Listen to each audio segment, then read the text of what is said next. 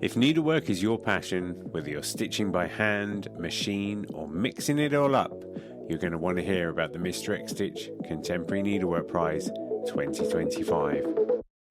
This prize celebrates the best in modern stitch, and it's open to creatives from all around the world, whether you're a student or an emerging artist or a seasoned professional. And the best part, you don't have to send your work anywhere. Just upload high-resolution images to a private folder we will send you after you enter. You can enter more than one category, for instance, hand embroidery and 3D textiles. Just grab an entry for each one. And if you've got a student ID, you can get 50% off the entry price as well. The deadline for entering is 30th of June 2025, and entries are now open at xstitchmag.com/prize-entry. Thanks to our brilliant sponsors, Bookmarked Hub by Search Press and David and Charles, and the legends at Lowry Workstands. If you've got the stitch bug, this is your time. Show us what you've got. Enter the prize now. Visit xstitchmag.com/prize-entry to get your ticket today.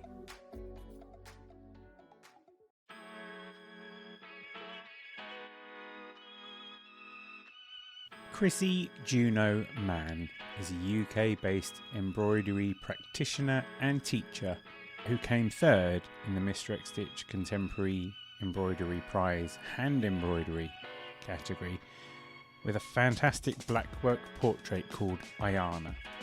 I've never met Chrissie before, and our conversation starts out with her discussing how she runs 3-hour online classes. And at first, as you'll hear, I ask her, what does she fill the time with? But before long, it became abundantly clear that Chrissie not only is a world-class embroiderer, but she's also an exemplary raconteur. We have so much fun. Some of the stuff that she talks about, the life that she's had, her philosophy towards needlework, it's just fantastic.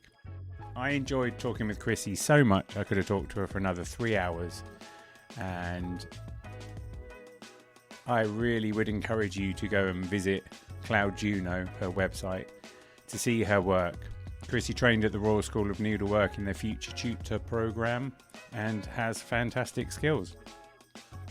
And what's great is that if you're interested, you can sign up to her newsletter and learn from her yourself. So I would completely encourage you to do that. Thanks for being part of this NeedleXChange episode. The second part of Chrissie's interview will come along next week. And thank you for the lovely feedback we've been getting on our social media.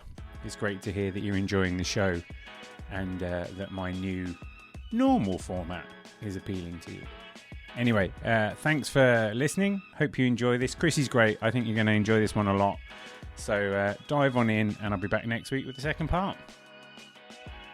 Well, I do chat on Zoom. I do 5-hour sessions on Zoom. 5-hour sessions?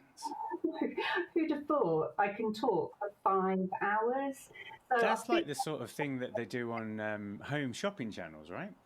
I don't know. I don't really watch them, but yeah, they do. I mean, it's just a day class on Zoom, isn't it? That's what I do, So, and, you think at the beginning, God, I didn't even know Zoom existed before COVID. And I thought, well, oh my God, 5 hours. But then it turns out, yeah, I'm quite good, because sometimes you get a tough crowd. Sometimes the audience is, active, and sometimes a little bit more challenging to draw them in. I mean, I'm quite good at that, but when it is a tough tell crowd. me about that, because obviously I've done workshops and stuff in the past, and it's, for me, a cross stitch workshop is, the learning curve for cross stitch on average about 7 minutes. It's not exactly the most technical one, but what kind of workshops are you doing? How do you structure them? And then, what do you talk about for 5 hours? Well, I suppose I do a day class, which can be, a small kit. So realistically, I think about 6 stitches is sort of the going. You can maybe squeeze an 8 if it's like a little French knot or something, but about 6 stitches. You get 3 in the morning, 3 in the afternoon. And because you've got a visualizer, which are just sort of game changing, the visualizers just allow you to get up so close and project it back onto the screen. And, and also people can send in images and I can project them back onto the screen so you can get a real close up look at what people are doing. So those are the classes really, just doing a general, just like going to a workshop in person, but it's from the comfort of your own home. But then, the chatter is, just anything really. I mean, I might look at you and go, oh, what's that picture behind you?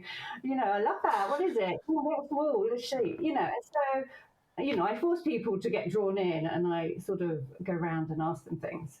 It's almost like you're the sort of compere of a show in some ways, isn't it? I know it's the same thing. I know what you mean, because there comes a point when the tuition ends and it's just a practice, isn't it? And I guess here it's just a set period of time where people are learning the one stitch you've taught them to really bed it in.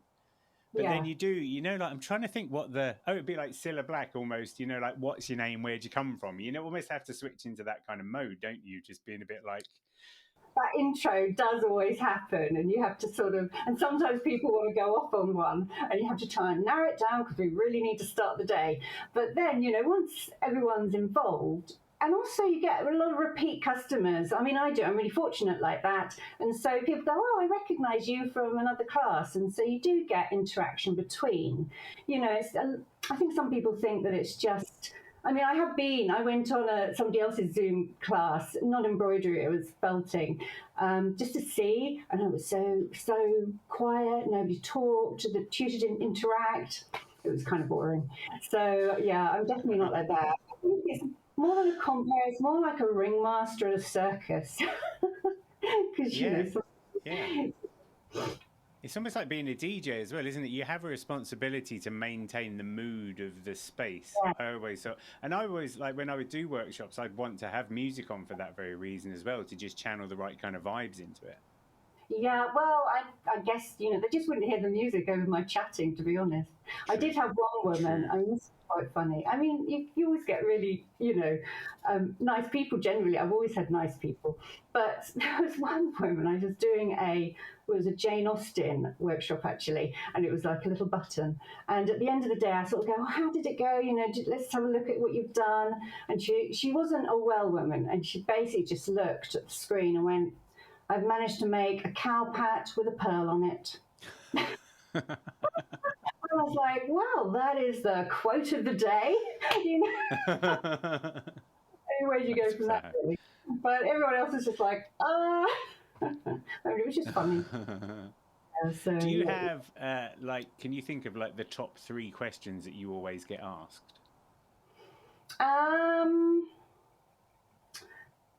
Not really. I mean, gosh, the one that I can tell you, the thing I don't miss from doing workshops is I don't get asked to thread people's needles anymore. When I'm in person in a workshop, I literally have to have my pedometer on for the time I go round and round the table threading people's needles.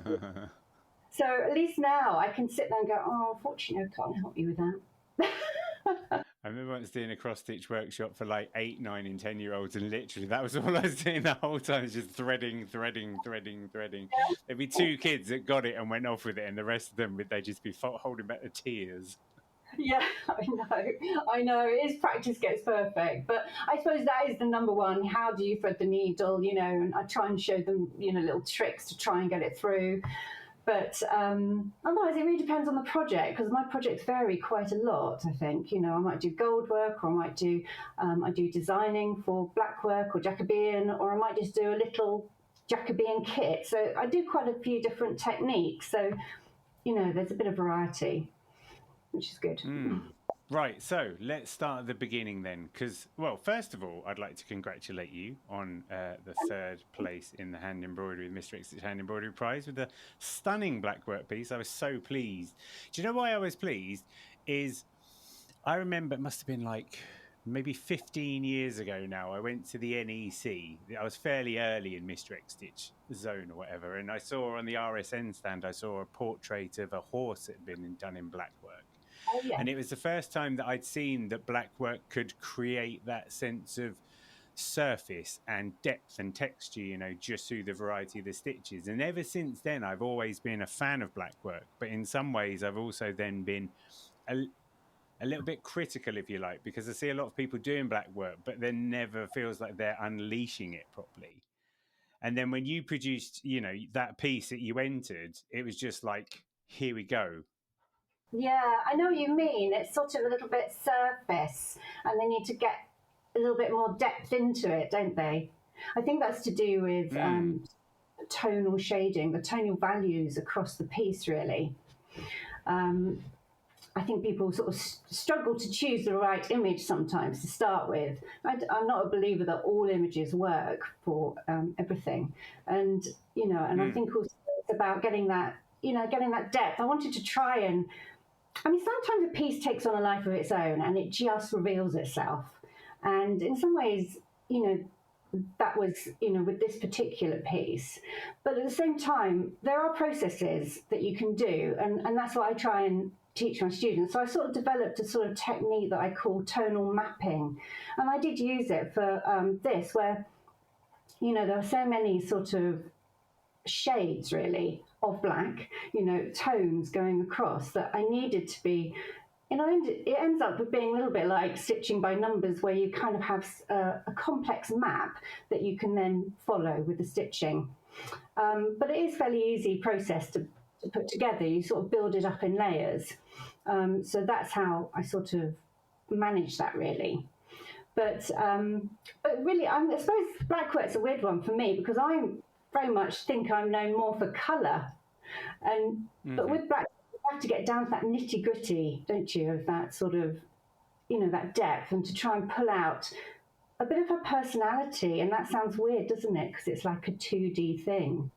But yeah, I wanted to draw out some sort of, you know, so she didn't look just like a embroidery. She looked like she had a soul. Yeah, and I think that's the thing. It's like there are so many embroidery types, and there are so many things that you can do to create depth and texture. But I think there's something about the repetition of the pattern and the density of the stitches in Blackwork that really offers it. Like, it's such a great one for those kind of, and often like optical illusion type things as well, because I guess basically that's what it is, isn't it? You're just creating an optical illusion. Yeah. But it's like, when you see it done really effectively, it's just sublime. Yeah. I think, well, thanks, if you're referring to my one. I am. I mean, I started it actually ages ago, and then I sort of abandoned it for a while because life things got in the way and too much work. I was trying to do too much work, because it was more of a personal piece. I sort of had two different sides to me. I have my personal work, and then I have my commercial work, where I try and earn a living, really. And so she falls into my personal work, and then I picked her up again because it was so near finished that I just thought, I've just got to finish it. And then it all sort of got wrapped up with the fact that my mother was, you know, she's moved into a dementia home, and she wasn't given that long to live. She's actually still alive and fine. She's improved, but at the time it was sort of, and I just needed to be there, and it was just really difficult to sit and do nothing and just watch this, you know, bed. So I set up my little studio sort of there, and I stitched her there. So I do feel very attached to her, because I feel like a lot of emotion around the time has gone into the picture as well. You know, I really focused. I just sat for hours, you know, doing every little detail, because I literally was sitting for hours with someone, and, you know, I was filling that time. I feel like it's imbued for me with that, you know, with that emotional side. You know, it will always be a marker of something that's happened in my life. And I quite like that with embroidery. You know, I think my personal work does reflect that in some way, even though it's super subtle and nobody would really know. But I think that, you know, I just had the time to put that extra depth into it, because I stopped a lot of other things to spend the time with my mum, really. So when people are under time pressure, you know, like if you're, they do, you know, Blackwork at the RSN, you know, they have so many days to do it in, and so there's only so much you can maybe do, and maybe you do need a double amount of time to really give it that extra depth. So sometimes that is a limitation that is on people, I think. Yeah. Is there a proportion you would say between, like, because it's nice you're able to do your own personal work. I think there's always a tension, isn't there, when you do something for a living about the amount you have to do to bring the dollars in and the amount you can do for yourself. How is that balance for you? Not brilliantly, I'd say. I would like to get a better balance, but I do get frustrated if I don't find time to do my own thing because, fundamentally the kits are not me at my optimum. They're slightly simpler because, I'm trying to sell them to a wider audience. So I really enjoy stitching them. I try and they're not that beginnerish. They're sort of intermediate to slightly advanced, and I do, and they're quite cute often. They're quite sort of animal based, and they're quite, nice colors or whatever, appealing.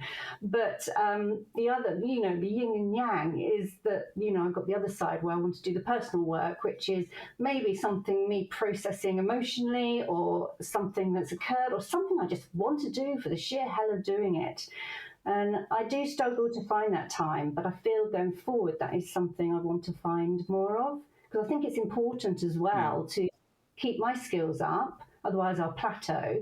And also just to find my voice. I feel like I'm still finding my voice. I know a lot of people you have on your NeedleXChange are exhibiting artists. I'm not one of those, and I feel like I'm nowhere near that, I feel.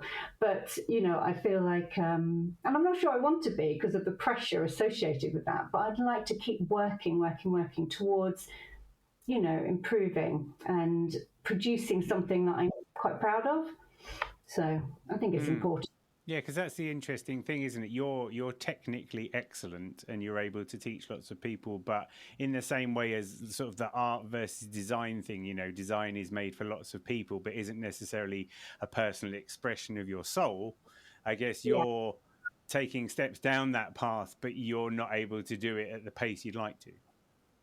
Yeah, I can't focus 100% on it. But I do think some of the sort of more fun things are part of my personality and journey, because we are made up of so many elements, aren't we?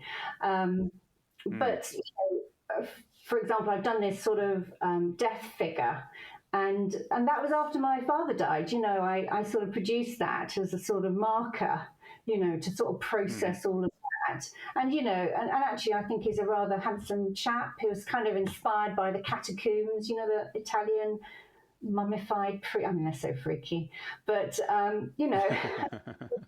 feel quite a warmth towards him. But again, it's like a little marker of something that happened in time for me, but for anyone else they might just go, why have you done that? It's so weird. But I think that's interesting, isn't it? Because that's, you're almost using it as a personal documentary, a way of just identifying moments in time. And the question is, do you choose to flip that and make it a public documentary? Because I'm sure there are loads of people who do this and they don't ever think, I'm going to exhibit this work. Yeah, I think, sometimes they can feel so random when seen individually. It is a random piece. But, over a course of, many pieces, you could see threads, excuse the pun, threads going forward. And I think that, that with a lot of things, it's, it is a language, isn't it? I really love language. Anyway, I quite like the writing side of things as well. And, and visually, this is a language. It's my language. It's how I'm choosing to express myself. It hasn't got a, so many people fall upon a style and stick with it, don't they? I don't really do that. I would find that a wee bit boring. And I don't really need to because I can do lots of different styles. So I quite like, I've sort of ditched the ones I'm not so keen on, I've kind of gone, okay, I'll leave that. But I quite like combining, the styles as well, sort of a mashup, as they'd say. But because that makes it fun. That makes it fun and stimulating and exciting to stitch. And if you get bored with one little section, you can go, you know what, I'm going to do that over there now. And that's nice. So I do quite like mixing it up quite a lot. But yeah, it is. I think everyone does have language. We might not see it all the time, but that, within people's choices, that things come through. A friend of mine, she always stitches hairs because she loves hairs. People have repeat motifs that they go to all the time, and then you have to say, why do you stitch hairs, and sort of ask that question. To that point, I've got a question for you then. Why do you stitch dead birds? The cat. Well, is that what it is? Yeah. Well, I know people do say, you do seem to have a lot of dead stuff in my work. And I do have a lot of dead around me a lot of the time. So, I do have quite a wild cat. He's part Bengal, who's out in the forest. I feel like I'm a guardian angel of mice. In fact, I probably look a bit knackered tonight because we had a live mouse on the bed last night. And then I go around and save it, and I realised there was half an eaten mouse, So I'm there all the time. But I've had him for nearly 10 years, and when he was younger, there was like 3, sometimes 4 mice a day, 3 during the night. It was a nightmare. So I've saved loads of them, thousands of mice. But, fortunately, the birds don't get caught quite so much, but some do. And they are so beautiful, alive or dead. I think the creatures are beautiful. And therefore, I often photograph them. I give the mice a little CPR if they just sort of, just see it. Tiny little rub. Yeah, do my little thumb. So I think it's, I think it's that. It's like, I don't want to waste this beautiful creature.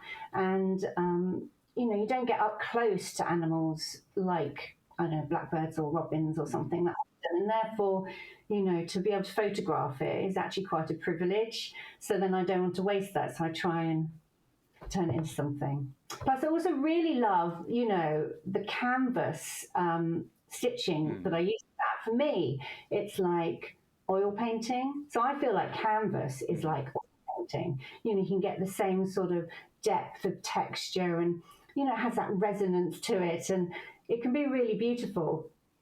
So I think it sort of ends up looking like an old master. I might be slightly inflating it there. No. I think you're right. I absolutely love them. I think so there's a couple of things here. One is I'm a cat lover, and we've had cats in the past, and I can remember in the past like waking up in the morning and finding, because we lived in the countryside, finding bits of rabbit on the landing, just like an ear or something, and knowing that there might have been a baby rabbit at one point. They're such killing machines. And wasn't there some stat that like cats kill like 6 billion birds a year or something ridiculous, worldwide. But at the same time, like, one of the things that I always love in this context is you have these very traditional forms of needlework, and you in particular deliver them with excellence, but there's always the risk of cruel work being Jacobean, canvas work having this certain approach or whatever. So then when you're choosing to make, like, immortalize dead birds, it's such a modern school of thought that I absolutely love it, because then it's being applied to this traditional thing, and then it completely dismantles the way people feel about that canvas work in the first place. Yeah, I feel like canvas it's been around for so long, from way back, and it's had such a journey, to now there's a lot of pop art type canvases around, but it's also falling into a bit of a trap, I feel sometimes, of going into a bit of photorealism. You see a lot of of that style, and for me that doesn't work particularly well. I don't think canvas, unless you're doing it like maybe the dead bird type thing, but when you do lots of different stitches, there's that potential to be so exciting and to be like, I think it's like pointillism or expressionism or even impressionism, those kind of things. It's like the Van Gogh, you don't have to, like Hockney, he paints a tree blue, a tree doesn't have to be green, the sky does not have to be blue. You know, when you look at Van Gogh's work, there's so much colour in the sky. There's beautiful peppermint colours, and then they're reflected in the cornfield or whatever, you know, tints of it here and there, or in the man's jacket. And, you know, there's sort of, it kind of flows, there's a balance to it. And when I often see canvas works as that sort of photorealism, you know, the grass is green and the sky is blue, and it's sort of, you know, where's the merging of the colour? I feel in a way it is like pointillism, where it's like, you know, little spots of colours. It's like alchemy, isn't it? You know, where you put several threads into a needle and you pull it through, and you know, who knows which one will land first? And yes, you can manipulate it, but actually it's quite nice not to, and to let the magic happen, to let it fall in its own way, and then see how that, you know, turns out. And then you can get so much texture because there are hundreds of stitches that, you know, I feel like we should loosen it up a bit. It shouldn't be so tight, and it could be a little bit more free and like expressionism, really. Even if it's just like every now and again, like a palette cleansing sorbet, you know, even if people just mix things up a little bit, get out of their comfort zone, even so that they just appreciate being back in their comfort zone. Yeah, exactly. And just see it as, you know, I think impressionism is when you like, it's like a glance, isn't it? You know, so you might have seen a couple on the edge of a, you know, cliff or something, and you glanced it, and then you go away from it, and you draw it, and that's kind of impressionism. So it's never going to be accurate. It's just an impression of what you've seen, you know. And I quite like that as an idea for canvas work, where it's not sort of quite so fixed lines and hard edges, and you can achieve that because of different textured stitches you could use. So yeah, I would like to do some more canvas work really myself. Let's talk about your background then, because I know that you were a future tutor. Yeah. Does that work? Are you a future tutor, or have you been a present tutor? Were you a future tutor, but now that was in the past, so now you're a tutor? I am. I graduated. So yeah, I did. I trained with the Royal School of Needlework on their Future Tutor course. I started on C&D, which is their certificate and diploma, and then I went on and did their Future Tutor. And now I'm a tutor, and I work with them still, but I do a lot of things with other organisations as well, and also just for myself. So they're sort of one of my clients. What brought you to them in the first place? What's your sort of, I mean, were you always a stitcher? Was it something you came to at a certain point in time? No, yeah, I've always been a stitcher. I started really young. Most people say that their mothers, you know, influenced them in a positive way to stitch. I can't really say that so much. My mum was not a finisher. Okay. So she abandoned work by the side of the chair in a plastic bag in order to nurse a cat or something, and it never got finished. And so I finished all her projects for her, and that's really how I got into it. So I just finished her cast-offs. But I was stitching kits from probably about 6. I was really young, and I stitched every day because I didn't really like watching telly. I like making, so I've always wanted to make. And I used to come in from school and I used to do my homework straight away, and at 6 o'clock there was the movie on BBC Two, wasn't there? Black and white movie, or Tarzan, or Charlie Chan, or Richard. You know, all those movies were on at 6, and they were about, I don't know, 7:30, which is when my dad came home for tea. And that was also my craft time, and I would stitch. Sitting on the sofa, I'd have a canvas on my lap, and I would, you know, stitch up masterpieces, Renoirs, Monets, you know, Fragonard, anything really. So that's how I sort of got into it, and I continued that throughout my schooling until I was really a young adult, and then I sort of, you know, started going out more, and I didn't go to university when I finished school. When I was going out, and I started losing the interest a little bit in the stitching and doing lots of other art instead.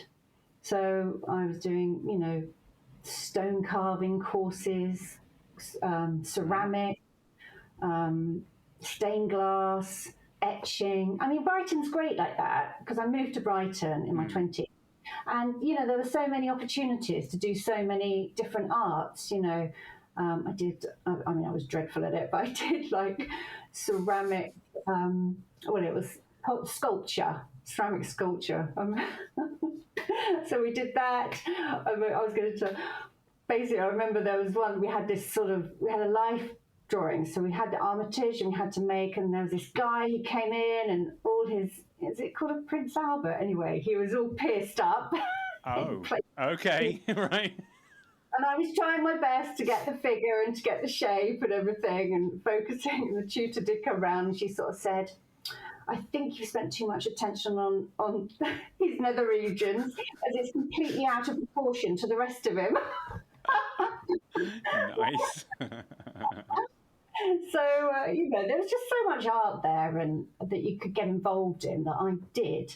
So, so I ended up getting a proper job type thing and doing a lot of art. But actually, in my 20s, I did a lot of travelling. So that sort of kicked in. So I didn't go to uni. I went to Australia for a year instead. That was my university then. And travelled and, worked on a dive boat and just did anything really. Hitchhiked, all the things you shouldn't. It was the year of the backpacker murderers. I don't know what I was thinking. But anyway. Brilliant. It rang home. Oh, I'm just looking, Mum.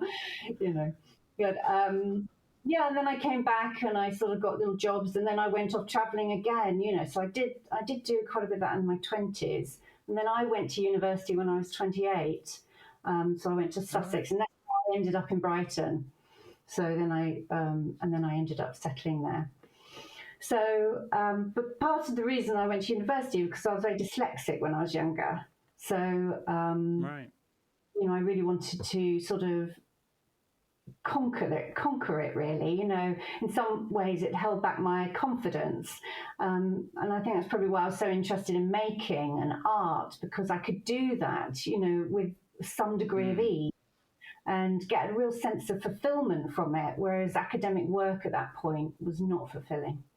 So it was, and that really sort of, and that worked so well for me. It was hard. It was quite a challenge, and I got a lot of support. But it also just ignited my enjoyment of writing, really. And it was quite a shame that I hadn't been sort of encouraged when I was younger. Traditional school didn't suit me at all. But actually, even the writing, I enjoy that creativity of, I'm just a fantasist, basically. I like going off on a... I was thinking that this morning, actually. I was thinking, because I really like Renaissance landscapes. And I was thinking that this morning, and I'm like, I think I'm a bit of a Renaissance fantasist. Because I sort of hit my Renaissance period of my life, and I'm sort of a bit of a fantasy sort of sparkle in it as well. I mean, your brand does involve the word cloud, which always makes it sound a bit fantastical as well, to be honest. But yeah, I struggled with a little bit with the name because Juno is my middle name, and therefore I wanted to use it. I always used it as my art name when I was younger, because I was like, basically I could hide behind it if no one... if they didn't like it, they wouldn't know it's me, because most people don't know your middle name. So it was all fine. And then, lots of people remember it really easily. And Juno Embroidery was gone to a Japanese lady. And I don't really like it when you just get your name and then embroidery, Karen Smith. It's a bit sort of... So it was supposed to be all my thoughts and ideas and... and I suppose it was inspired by Apple Mac as well with their cloud idea, and it just sort of sat together. And I thought, well, actually, that does work quite well. So it works for me. So that's where it comes from. Sounds very mystical. I like it. Because I think what's nice is, again, it's pulling you up. It's like this heavenly thing, It's kind of like the work that you do may seem very grounded, the techniques that you provide and all of that, but you're operating on it from a cloud. So therefore, entirely different perspective. Yeah, I guess so. And also, lots of thoughts does go into it. One of my favourite parts of a project is like when you finish, I don't know if you get this, but you're sort of finishing a project about 3/4 of the way through and you're bored of it because you're really getting towards the end and you've thought about it a lot and your mind goes off. Well, my mind goes off to the next thing. And I really can't wait to finish because I want to start the next one. And it's that period of planning, or not even planning, just sort of daydreaming that I really like. I love a daydream, and I live a lot in here, and it's quite stimulating. So I like that period, and then I like the sort of choices, the deciding part. But I don't really plan. I mean, I'm dyslexic. Who plans when they're dyslexic? They just go with the flow, really. And so I am pretty organic, and I will change my mind along the way and let things grow and see how they interact together. And if I don't like it, I'll just take it out and do something else or start again. Yeah. So I'm not really a planner. I'm always fascinated by that bit because you're not the only person who said this, and I've had it myself, where there must be something at the back of your mind that knows that you're past the point of a project, like everything's going to be okay now. You're somewhere unconsciously, that, because that's when the new idea starts to creep in around the corner, doesn't it? And it's like there must be something there, it. Yeah, it's like freewheeling down the hill, isn't it? You've done all the uphill bit, and now we're in the freewheel. Just the wind through my hair. Yeah. New idea can come and hit me in the face. And are you quite open to just letting the new ideas come in? From what you've said, you don't plan it or whatever. If it's a completely left field idea to the one you're currently having, are you at ease with that? Yeah. Oh yeah. I like that, really. I kind of. I don't have to have any rhyme or reason to my ideas at all. I mean, I like decorative arts for the pure fact that they are useless. I love that. I don't want things. I like useless things. I always did as a kid. My mum wanted to buy me a watch or something. I was like, no, please just give me something useless. So that's great joy. It's a decorative piece. That is its use. Its use is to be beautiful in the world and to be, have impact. I like impactful work. If it's a bit vanilla, then I'm not so keen. Even my stuff, it'll just go in a drawer. I'll be like, yeah, that's not pushing my boat, really, or floating my boat. If there are any chocolate teapot manufacturers out there, let Chrissie know, because she definitely wants one of those. Exactly. I think that's why my work, I suppose it is a bit eclectic. I'm hoping as I grow a body of work, it might have some sort of cohesion. But life takes you in lots of different directions. So you can't really plan, can you, where your work's going to go? Because you don't know what's going to happen tomorrow. Yeah, no, it's true. Make you go, oh, I need to do that. So I don't know that. So when you get a new idea, is it sort of a concept and then somewhere down the line, the technique that you might use reveals itself?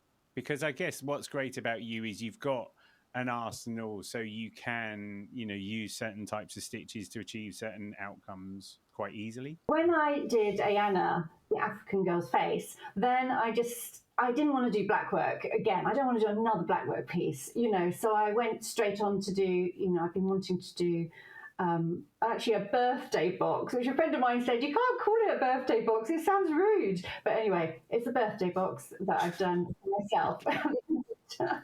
So, and that's all gold work and stump work and bright colours and, all the things I like. It's like a sweetie tray of things that I like. So that is the antithesis of the Blackwork, really. So I wanted to do that.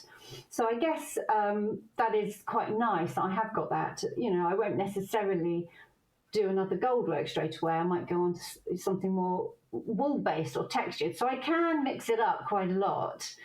I do get bored easily, so I don't want to just do the same thing all the time.